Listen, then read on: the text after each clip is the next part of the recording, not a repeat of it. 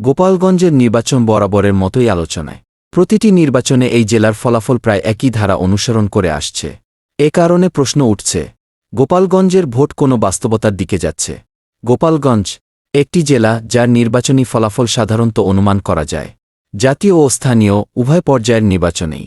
এখানে ভোটের ফলাফল নিয়ে বড় ধরনের অনিশ্চয়তা দেখা যায় না। রাজনৈতিক বিশ্লেষকদের মতে এটি দীর্ঘদিনের রাজনৈতিক ধারা ও ভোটারদের সুস্পষ্ট অবস্থানের ফল। নির্বাচনের একটি গুরুত্বপূর্ণ সূচক হল ভোটার উপস্থিতি। বিভিন্ন নির্বাচনের পরিসংখ্যান বিশ্লেষণ করলে দেখা যায় গোপালগঞ্জে কিছু ক্ষেত্রে ভোটার উপস্থিতি তুলনামূলকভাবে কম ছিল।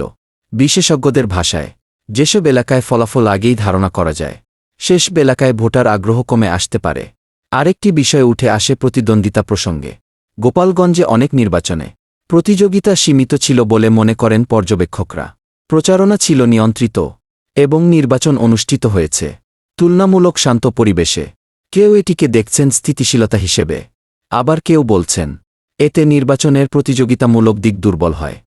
ভোটের বাক্স এটি শুধু একটি যন্ত্র নয়, এটি ভোটারের আস্থার প্রতীক। গোপালগঞ্জে ভোটারদের একটি বড় অংশের মতে রাজনৈতিক অবস্থান এখানে দীর্ঘদিন ধরেই নির্ধারিত। এর ফলে নির্বাচনের ফলাফল ধারাবাহিকতা বজায় রেখে আসছে। নির্বাচন বিশ্লেষকদের মতে গোপালগঞ্জের ভোট কোনো একক সিদ্ধান্তের প্রতিফলন নয়, এটি গড়ে উঠেছে ইতিহাস, রাজনৈতিক সংস্কৃতি এবং সামাজিক বাস্তবতার সমন্বয়ে। এই প্রেক্ষাপটে ভোট যায় ব্যক্তিগত পছন্দের পাশাপাশি একটি পরিচিত রাজনৈতিক ধারার দিকেও। বিশেষজ্ঞরা বলছেন গণতন্ত্রের জন্য ভোটার অংশগ্রহণ অত্যন্ত গুরুত্বপূর্ণ।